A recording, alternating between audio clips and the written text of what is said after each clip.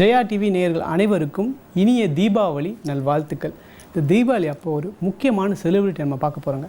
யார் அப்படின்னு பார்த்தீங்கன்னா, இவர் power packed actor, director, producer, writer, singer, இப்படி பல ஃபேஸஸ் இவருக்கு இருந்தாலும் இதையும் தாண்டி தமிழ், தெலுங்கு, கன்னடா, மலையாளம், இங்கிலீஷ், ஹிந்தி இப்படி ஃப்ளூயண்ட்டாக பேசுகிற ஒரு சிறந்த ஆக்டர், சுப்ரீம் ஸ்டார் உங்கள் சரத்குமார் அவர்கள். அவர் தான் நம்ம மீட் பண்ண போகிறோம். வணக்கம் சார். உங்களுக்கும் உங்கள் ஃபேமிலி மெம்பர்ஸ் அனைவருக்கும் இனிய தீபாவளி நல்வாழ்த்துக்கள். உங்களுக்கும் ஜெயா டிவி நேயர்களுக்கும் இனிய தீபாவளி நல்வாழ்த்துக்கள். எப்படி இருக்கீங்க சார்? நல்லா இருக்கு சார். நீங்கள் டெல்லியிலேருந்து சென்னை வந்தீங்க சின்ன வயசில். உங்களோட ஸ்கூல் டேஸ் பற்றி சொல்லுங்கள் சார். ஸ்கூல் டேஸ்னால் அதிகமாக ஞாபகம் இருக்காது. ஏன்னா ஸ்கூல் போயிருப்போம் வந்திருப்போம் இதாக இருந்துச்சு. எனக்கு என்னை பொறுத்த வரைக்கும் ஸ்கூலில் நான் மெட்ராஸ் ஹையர் செகண்டரி ஸ்கூலில் டிஏன்னு ஒரு ஸ்கூலில் படித்தேன் டெல்லியில். அதுக்கப்புறம் இங்கே வந்துட்டேன். 4th ஸ்டாண்டர்ட்லாம் இங்கே வந்துட்டு ஃபஸ்ட்டு ராஜாமூர்த்தி ஹை ஸ்கூலில் படிச்சுட்டு இருந்தேன், அண்ணாமலைபுரத்தில். அப்புறம் ராஜாமூர்த்தி ஹை ஸ்கூலில் நான் இன்டர்வியூ பீரியட் அது வந்தோடனே எங்கே சென்ட்ரல் ஸ்கூலில் சீட் அப்போ இல்லை. உடனே தென் ஐஐடி சென்ட்ரல் ஸ்கூலில் தான் படிச்சுட்டு இருந்தேன். அதை முடிச்சுட்டு தென் அஃப்கோர்ஸ் அங்கே அந்த சான்ஸ்கிரிட் அது ரொம்ப டூ மச் ஆச்சு. சரி, ஹிந்தி படிக்கலாம், சான்ஸ்கிரிட்டும் படிக்கணுமான்னு சொல்லிட்டு அப்பாட்ட சொல்லிட்டு then Saint Patrick's High School அடையாளம் படித்தேன். அதில் then PUC Loyola College, BSc mathematics New காலேஜில் படித்தேன். Super sir. சார், இப்போ நீங்கள் ஸ்கூல் டேஸில் ரொம்ப குட் பாயா இல்லை ரொம்ப இன்னோசன்ட் பாயா சார்? ஸ்கூல் டேஸ் இன்னசென்ட்டாக தெரியும், குட்டான்னு தெரியாது. பட் ஸ்போர்ட்ஸ் ஓரியன்டாக இருப்பேன், கொஞ்சம் பாப்புலர் தான். ஸ்கூல்லேயும் சரி அது காலேஜ்லேயும் சரி ஒரு பாப்புலர் ஃபிகர் சரத்குமார் எல்லாருக்கும் தெரிகிற மாதிரி இருப்பேன். பிகாஸ் ஏன்னா அது ஸ்போர்ட்ஸ் ஆக்டிவிட்டியில் இருந்தனால. நான் சப் ஜூனியர் சாம்பியன்னா எங்கள் அண்ணன் ஜூனியர் சாம்பியனாக இருப்பார். நான் ஜூனியர் சாம்பியனாக அவன் இன்டர்மீடியட் சாம்பியனாக இருப்பான். நான் இன்டர்மீடியட் சாம்பியனாக அவன் சீனியர் சாம்பியனாக இருப்பான். ஸோ அதனால் ஆக்டிவிட்டீஸ் எல்லாமே அரௌண்ட். எங்கள் அப்பாவுடைய இது ஃபிசிக்கல் ஃபிட்னஸ்னால அவரே ஒரு அண்ணாமலை யூனிவர்சிட்டி பாக்ஸராக இருந்தார். Then he was a sports person. அதனால் எங்கள் ரெண்டு பேருமே அப்படி தான் வளர்த்தார். ஸோ அதனால் more on sports activities, sports related activities, games விளையாடுறது இதுதான் எங்களுக்கு அதிகமான பொழுதுபோக்காகவே இருந்தது. அதனால் அப்படி தான் ஸ்கூல் லைஃப் போச்சு. ஸோ இப்படி இருக்கும்போது மிஸ்டர் மெட்ராஸ் 1974 எப்படி சார்? அதான் சொன்னேன், ஹெல்த்து தான் ரொம்ப முக்கியம்னு சொன்னும்போது அந்த எக்ஸசைஸ் ஆட்டோமேட்டிக்காக இதாகிடுச்சு. அப்போ ரொம்ப என்கரேஜ் பண்ணுவாங்க.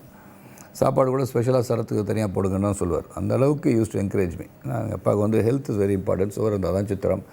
அப்புறம் இந்த கெட்ட பழக்கங்கள்லாம் இது பண்ணாத, அது பண்ணாத, இது பண்ணக்கூடாதுலாம் சொன்னதே கிடையாது. அளவுக்கு மீறினால் அமிர்தமும் விஷம், அவ்வளோ அவருடைய பாலிசி. ரெண்டாவது, எது பண்ணாலும் உங்கள் சொந்த காசில் பண்ணு, என் காசில் பண்ணாத. இந்த மாதிரி certain very clear cut policy சொல்லுவார். இந்த மாதிரி we also listen to that. அவர் சொன்னது எல்லாமே ஓரளவுக்கு பண்ணியிருக்கேன்.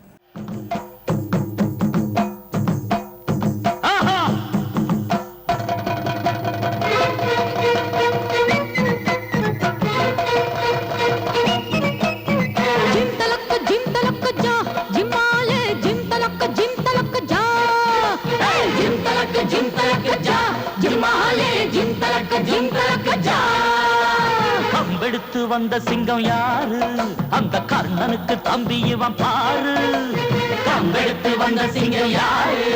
அந்த கர்ணனுக்கு தம்பி இவன் பாரு. சின்னவர ஜெயிச்சவங்க யாரு? எட்டு சீமையில ஆளு கிடையாது.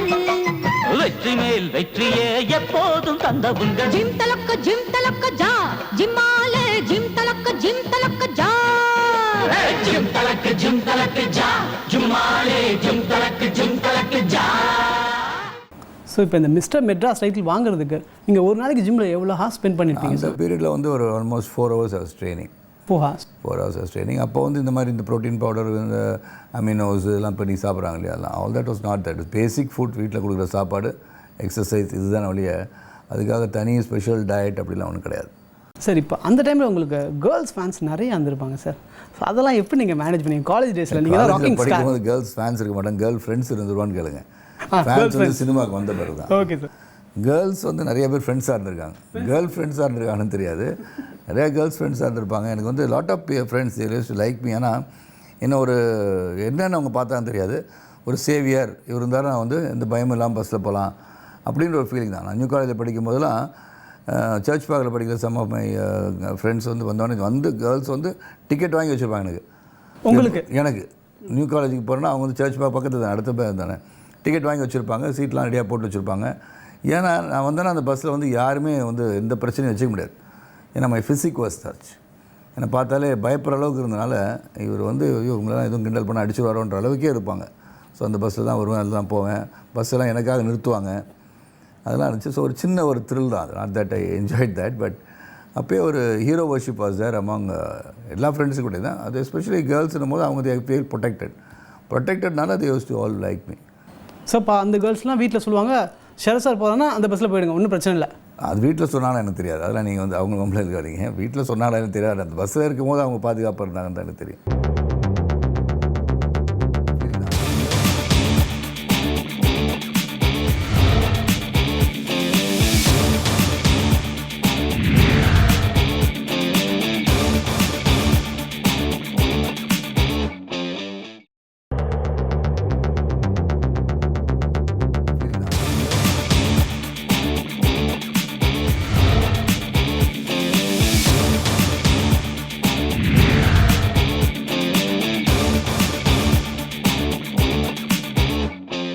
சில பேர் ஆக்டர்ஸ்லாம் சொல்லுவாங்க இந்த மாதிரி ஆக்சிடெண்ட்டாக நான் சினிமாக்குள்ளே வந்துட்டேன். பட் உண்மையிலே நீங்கள் ஆக்சிடெண்ட்டாக தான். ஆக்சிடென்ட்டுக்கு அப்புறம் ஹாஸ்பிட்டல் தான் போவாங்க எல்லாரும். ஆக்சிடெண்ட்டாக சினிமாக்குள்ளே வர முடியாது. நீங்கள் எப்படி சினிமாக்குள்ளே வந்தீங்க? நானும் ஆக்சிடெண்ட்டாக தான் வந்தேன். நான் ஆக்சிடெண்ட்டாக வந்தேன்னா நான் சினிமாவில் தான் இருந்தேன். சினிமாவில் இருந்தேன்னா சினிமா நடிக்கணும்னு ஒரு ஆசை வந்து எனக்கு வந்து நான் பல தொழில்கள் பண்ணேன். நான் ஃபஸ்ட்டு வந்து நியூஸ் பேப்பர் பாயாக இருந்தேன். எல்லாருக்கும் தெரிஞ்ச ஒன்று தான். பத்திரிக்கை பெங்களூரில் வந்து சைக்கிளில் வந்து போய் பேப்பர் போட்டு எல்லாம் பேப்பர் இண்டஸ்ட்ரி பற்றி என்னன்னு தெரிஞ்சுக்கிட்டேன். அப்புறம் ஜேர்னலிஸ்ட்டாக இருந்தேன். அதெல்லாம் இருந்த பிறகு தனியாக ஏதாச்சும் ஒரு தொழில் பண்ணணும் போது ஒரு ட்ராவல் ஏஜென்சி ஆரம்பித்தேன். அந்த ட்ராவல் ஏஜென்சி ஆரம்பிக்கும் போது நான் கவியரசு கண்ணதாசன் அவர்களின் மகன் இறந்த கலைவாணனை பார்த்தேன். அவரை பார்த்து அப்போ நான் ஓரளவுக்கு ஒரு மாருதி கார், அப்போ தான் தமிழகத்திலே வந்து ஒரு முதல் மாருதி கார்னே சொல்லலாம். TMA 5077 ஒரு வண்டி வச்சுருந்தேன். அது வந்து I think first Maruti Suzuki car.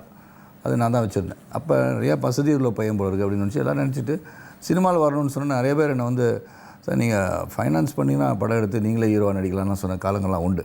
அப்போ தான் சொல்லிட்டாங்க ஃபைனான்ஸ் பண்ணால். எனக்கு கார் இருந்துச்சுல்ல, கார் இருந்தாலும் சரி நிறைய வசதி உள்ள பையன் எப்படியாச்சும் அப்படின்னு சொல்லி பண்ணாங்க. அப்போ தான் கலைவாணன் மீட் பண்ணேன். கலைவாணன் வீடு வந்து பக்கத்தில் இருந்துச்சு, அந்த ட்ராவல் ஏஜென்சி பக்கத்தில் இருந்தது.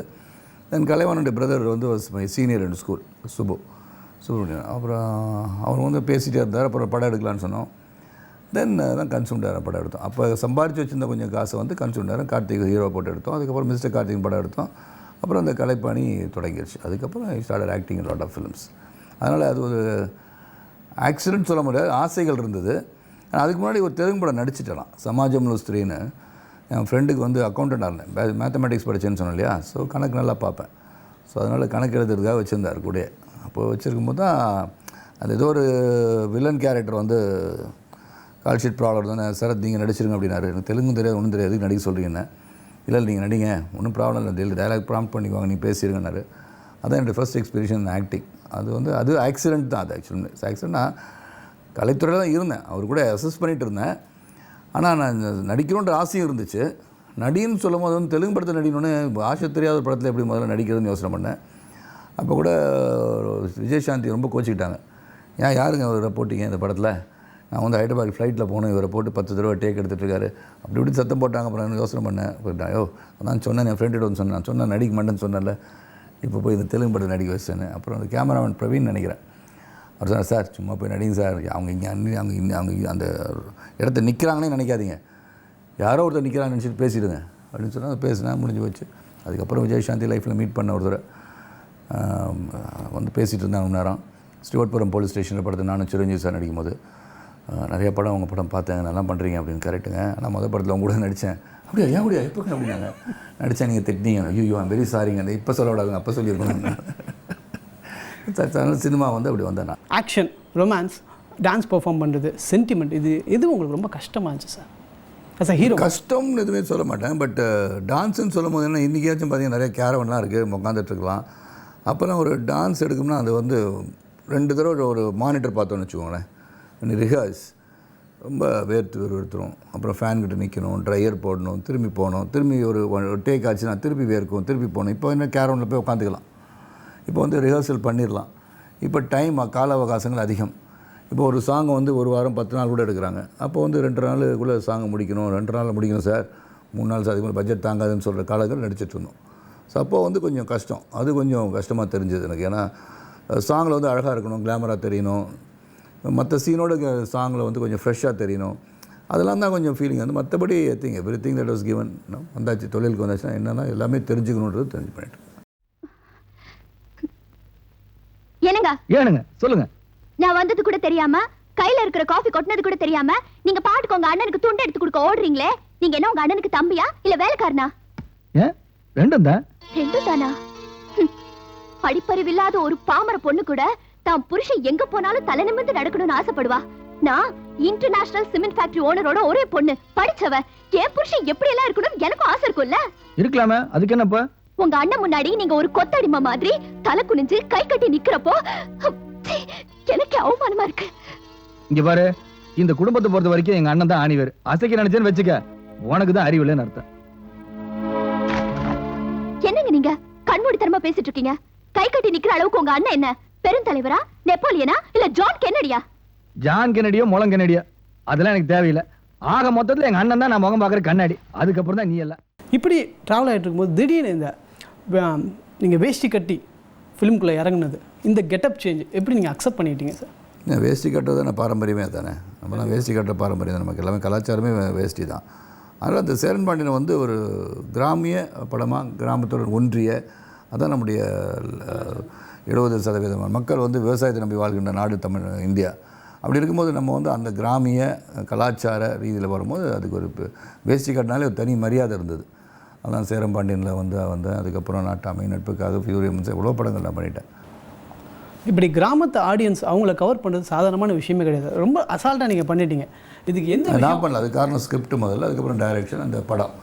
ஸோ அது வந்து ஒரு டீம் ஒர்க் தான். இப்போ வந்து அது மணிவாசகமாக இருக்கட்டும், செந்தில்நாதன் சாராக இருக்கட்டும், ரவிக்குமாராக இருக்கட்டும், இப்போ விக்ரமனாக இருக்கட்டும், யாராக இருந்தாலும் அந்த கிராமிய படங்கள்னு போகும்போது அந்த கிராமத்தில் வாழ்கின்ற மக்கள் ஒரு எளிமையான, அவங்களோட சிந்தனைகள்லாம் ரொம்ப ஓவர்ட்டாக திங்க் பண்ண மாட்டாங்க.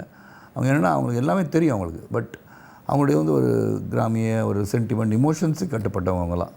ஸோ அதை வந்து டச் பண்ணும்போது அவங்க வீட்டில் அந்த மாதிரி அண்ணன் தம்பி இருந்திருக்கலாம், அவங்க வீட்டில் ஒரு அப்பா இப்படி இருந்திருக்கலாம், அப்படின்ற அளவுக்கு கதை சொல்லும் போது டைரக்ட்லி டு த ஆடியன்ஸ் போயிடுது. அவங்களுக்கு வந்து ஐயோ என்ன மாதிரியே இருக்கே, என் சுச்சுவேஷன் மாதிரி இருக்குது அப்படின்னு நினைக்கக்கூடிய அளவு அந்த கதைகள் அமையும். அப்படி அமையிற கதை தான் அந்த கிராமிய கதைகள். நீ வேலைக்காரனாடா?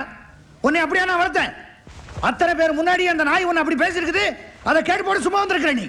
1000 தான் நீங்கள் என்னை வளர்த்தாலும் அவங்க சொன்னதில் ஒன்றும் தப்பு இல்லைங்களே. நான் வேலைக்காரன் தானுங்களே. பிச்சு போடுவோம் பிச்சு. இன்னொரு தடவை உன்னை வேலைக்காரன் எவனாவது சொன்னா கொண்டு போட்டு தான் மாறு வேலை. இப்போ எதுக்கு நீங்கள் கோவப்படுறீங்க? உன்னை 6 சீர்வரிசையெல்லாம் வாங்கிட்டாங்க போக சொன்னது. அதெல்லாம் வாங்குறதுக்கு எனக்கு உரிமை இல்லையாக்க? இந்த வீட்டில் எல்லா உரிமையும் உனக்கு இருக்குது. ஆனா அந்த வீட்டுக்கு ஏன் போறேன்னு தான் கேட்கிறேன். நீங்கள் தானே சாங்கியத்தை என்ன செய்ய சொல்லிட்டு போனீங்க. இந்த நடிக்கிற வேலையெல்லாம் என்கிட்ட வேணாம்.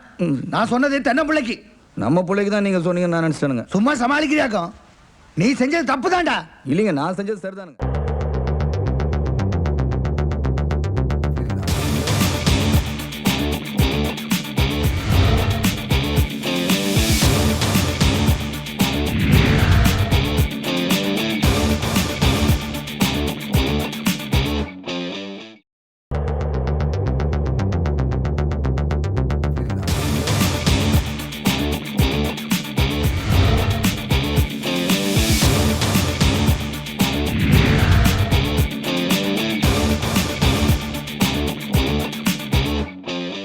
கோச்சியான் படம் உங்களுக்கு வந்தவொடனே ஸோ இது எப்படி நீங்கள் அந்த கேரக்டர் அக்செப்ட் பண்ணிக்கிட்டீங்க? நிறைய லைவ் பெர்ஃபார்மன்ஸ் பண்ணிங்க, ஆக்ஷன் பிளாக் பண்ணியிருக்கீங்க. இந்த ரஜினி சார் வந்து நியூ டெக்னாலஜி வச்சு படம் பண்ணணும் அப்படின்னு சொல்லி சௌந்தர்யா சொன்ன பிறகு ஒரு சேலஞ்சாக இருந்தது எனக்கு. அது வந்து அதில் என்னென்னா அந்த படத்தில் வந்து ஒரு அவதார் போல் ஒரு 50% வந்தால் கூட நல்ல படமாக இருக்குன்ற நம்பிக்கை எனக்கு இருந்தது. ரெண்டாவது ரஜினி சாரோட வந்து ஏற்கனவே வந்து எனக்கு கதை சொல்லியிருந்தார்.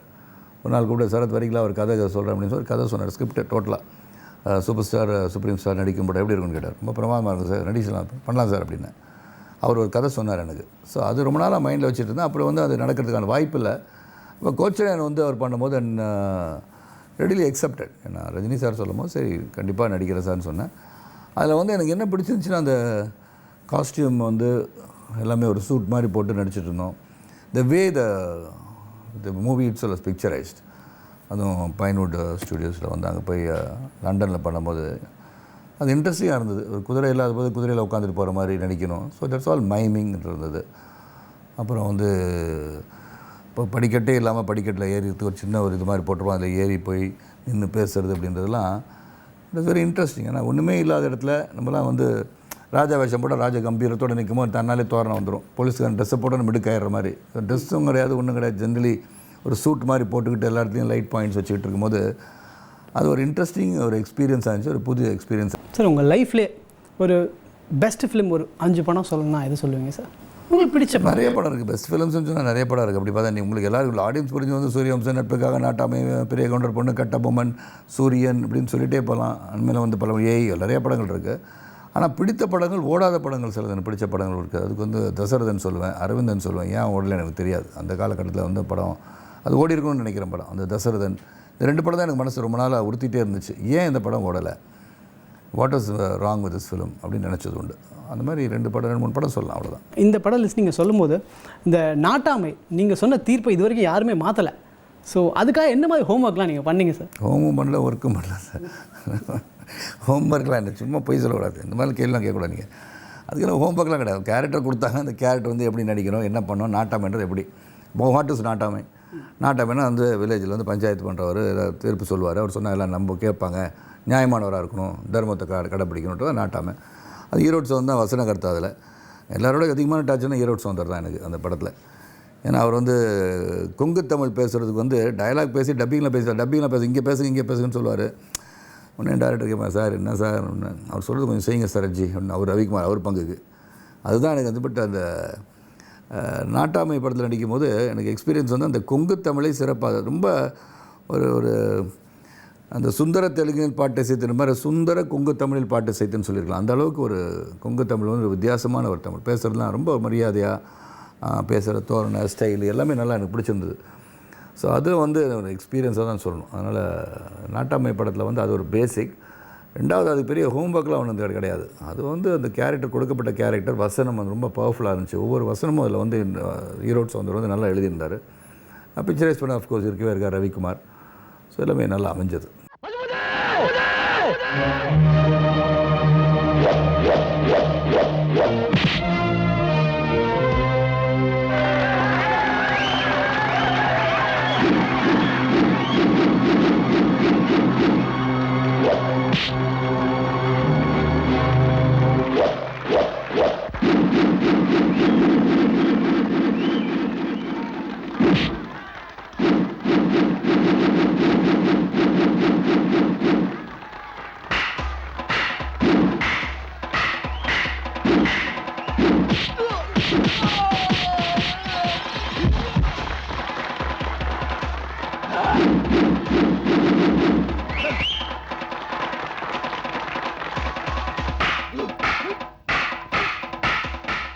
சார் நீங்கள் பார்த்து இந்த ஆக்டர் ரொம்ப நல்லா பெர்ஃபார்ம் பண்ணுறாரு அப்படின்னு சொன்னால் எந்த ஆக்டர் சொல்லுவீங்க சார்? இப்போயா ரெண்டு முந்தியா? முந்தையும் சொல்லுங்கள், இப்போயும் சொல்லுங்கள். இதில் எனக்கு வந்து பிடிச்சது வந்து புரட்சி தலைவர் தான். நான் வந்து பெரிய கிரேசி ஃபேனாக இருந்தேன் மக்கள் திலகம் புரட்சி தலைவர். அதுக்கப்புறம் வந்து தங்கப்பதற்கு அப்புறம் நான் சிவாஜி சார் படமே பார்த்தேன். இப்போ கூட நிறைய பேர் இருப்பாங்க, என் படம் பார்க்காதவங்க கூட இருப்பாங்க. ரஜினி சார் ஃபேன்ஸ் சில பேர் என் படத்தை பார்க்க மாட்டாங்க. ஆனால் இந்த காலகட்டத்தில் கொஞ்சம் மாறி இருக்கு. ஆனால் அந்த காலகட்டத்தில் எப்படின்னா பெரிய போட்டியே இருக்கும். நான் வந்து புரட்சி தலைவரோட படம் ரிலீஸ் ஆகுதுன்னா அந்த படத்தை போய் பார்க்குறதுக்கு இந்த படம் என்ன அதான் பெஸ்ட் அப்படின்னு சொல்கிற மாதிரி ஒரு வெறியான ஒரு பக்தர்களாக இருந்த காலகட்டங்கள். அப்புறம் வந்து நான் தங்கப்பதக்கம் வந்து என்னுடைய பெரியம்மா வந்து தான் சொன்னேன், அவங்க பெரிய ஃபேன், சிவாஜி சாரோட பெரிய ஃபேன். வந்து இந்த படத்தை பாடுறா அப்படின்னு சொல்லி கூப்பிட்டு போய் ஒருத்த பார்த்தாங்க. ரொம்ப நல்லா நம்ம தலைவன் படத்தை பார்க்க இதுக்கு போஸ்ட் பண்ணுறாங்களே அப்படின்னு சொல்லி கோச்சிலாம் போனேன். பார்த்தேன், ஐ ரியலி லைக் இட். அதுலேருந்து அப்புறம் எல்லா படமும் பார்க்க ஆரம்பிச்சிட்டேன். இந்த காலகட்டத்தில் வந்து தனுஷ் வந்து ஒரு நேச்சுரல் ஆக்டர். தனுஷ் வந்து ஒரு நல்ல பர்ஃபார்மர். அதுக்காக நீ ஒன்று சார் அப்போ மற்ற நடிகர்லாம் பிடிக்கவில்லை சரத்குமார் அப்படின்னு சொல்லிவிடுவார். எல்லா நடிகரும் பிடிக்கும், நடிகர் சங்க தலைவர் வரணும். அதனால் என்னை பொறுத்த வரைக்கும் தனுஷ் வந்து ஒரு I like him not that other side one everybody I like. But தனுஷோட பெர்ஃபார்மன்ஸ் எனக்கு ரொம்ப பிடிச்சிருக்கு. ஏன்னா முதல்லேருந்து பார்க்குறேன் தனுஷை ஒரு ப்ரூஸ்லி மாதிரி இருந்துக்கிட்டு முதல்ல வந்தவுடனே சின்ன பையன் விடலை பையன் மாதிரி இருந்தவர் இன்றைக்கி வந்து he has groomed himself to be a great actor. உண்மையிலே Dhanush like the way he acts, performs, கதை செலெக்ஷனும் சரி, டெடிக்கேஷன் எல்லாமே பிடிச்சி. இப்போ ஹிந்தி வரைக்கும் போயிருக்காருன்னா அந்த அளவுக்கு அவர் போயிருப்பான்னு அவருக்கே தெரியாது. அந்த அளவுக்கு போவாரான்னு சொல்லி ஆடியன்ஸ் கூட நினச்சி பார்த்துருக்க முடியாது. அந்த அளவுக்கு பார்க்கும்போது அந்த தனுஷ் இஸ் கிரேட். அது எல்லோரும் சாப்பிடும் மாதிரி தெரியாது, ஏன்னா நீங்களும் உடம்பு குறைக்கணும். அது வந்து காலையில் வந்து 2 அத்திப்பழம் சாப்பிடுவேன், 10 பாதாம், 5 கிஸ்மிஸ் பழம், அப்புறம் வந்து அந்த அக்ரூட் இது வால்நட் சாப்பிடுவேன். இது வந்து காலைல வந்து ஃபஸ்ட்டு எந்திரிச்சோடனே பல் தேய்ச்சோடனே அதை சாப்பிடுவேன். அதுக்கப்புறம் எக்ஸசைஸ் முடிச்சு வந்த பிறகு ப்ரோட்டீன் பவுடர் வந்து ஒரு பாலில் ஊற்றி ஒரு சின்ன ஒரு கிளாஸ் ப்ரோட்டீன் மில்க், குளிச்சுட்டு கிளம்பும் போது கஞ்சி, நார்மல் கஞ்சி, வேறு எதுவுமே கிடையாது. அதுதான் பேசிக் காலையில். அதுக்கப்புறம் எவ்ரி 1.5 ஹவர்ஸ் சாப்பிடுவேன். 1.5 ஹவர்ஸ்க்கு அப்புறம் சாப்பிட்டீங்கன்னா ஃபஸ்ட்டு வந்து பப்பாளி பழம் சாப்பிடுவேன், இல்லாட்டி ஜூஸாக சாப்பிட்ருவேன். அதுக்கப்புறம் 1.5 ஹவர்ஸ்க்கு அப்புறம் 2 சப்பாத்தி, 2 சிக்கன் பீஸ். நல்லா நினைச்சு வச்சுங்க, 2 பீஸ் தான் சாப்பிடணும். அதுக்குள்ளே சாப்பிட்டீங்கன்னா இப்படி தான் இருப்பீங்க. சரி சார். ஸோ அந்த 2 பீஸ் சிக்கன் பீஸ், 2 சப்பாத்தி தான் சாப்பிடுவேன். ஸோ 250 கிராம்ஸ் எழுதி வச்சு 250 கிராம்ஸ் தான் சாப்பிடுவேன். 250 கிராம்ஸ்னு அவ்வளோதான். சப்பாத்தி 2 சப்பாத்தி தான் வீட்டில் வந்து நான் சொன்னால் 2 சப்பாத்தி மேலே அமிச்சா திட்டுவேன், ஏன் அமிச்சிங்க அப்படின்னு. ஸோ 2 சப்பாத்தி, 2 சிக்கன் பீஸ், இல்லாட்டி ஒரே ஒரு மீன், இதுதான் சாப்பிடுவேன் மத்தியானம் சாப்பாடு. அதுக்கப்புறம் 1.5 மணி நேரத்துக்கு அப்புறம் ஒரு பொமோகிரானேட் ஜூஸ் குடிப்பேன், மாதுளம்பழம் ஜூஸ் குடிப்பேன். அதுக்கப்புறம் 1.5 மணி நேரத்துக்கு அப்புறம் வாழைத்தண்டு ஜூஸ் சாப்பிடுவேன். அதுக்கப்புறம் சாலட் சாப்பிடுவேன். கேபேஜாக இருக்கலாம், இல்லாட்டி காலிஃப்ளவராக இருக்கலாம், பிடிச்ச லெட்யூஸாக இருக்கலாம், அது போட்டு சாப்பிடுவேன். அதுக்கப்புறம் 1.5 ஹவர்ஸ்க்கு அப்புறம் கொய்யாப்பழம் 1, முட்டை வந்து 3 பாயில்டு எக் 3 எக்ஸ் அண்ட் ஒரு கொய்யாப்பழம். அதுக்கப்புறம் 11 o'clock படுக்க போகிறதும் திருப்பி ஒரு ப்ரோட்டீன் ட்ரிங்க். அவ்வளோதான் என்னுடைய டயட். Nice sir. கண்டிப்பாக இதை நானும் ட்ரை பண்ணிவிட்டு அடுத்த இன்டர்வியூவில் உங்கள்கிட்ட 6 பேக்ஸோட நான் மீட் பண்ணுறேன் சார். மிக்க நன்றி சார். ரொம்ப அழகாக உங்களோட பிஸி டைமில் இவ்வளோ அழகாக ஷேர் பண்ணிக்கிட்டதுக்கு. ஜெயா டிவி நேயர்களுக்கு இனிய தீபாவளி நல்வாழ்த்துக்கள். மீண்டும் இதே மாதிரி ஒரு சூப்பரான இன்டர்வியூவில் நான் உங்களை மீட் பண்ணுறேன். Until then by from yours love Rukan. Bye, take care.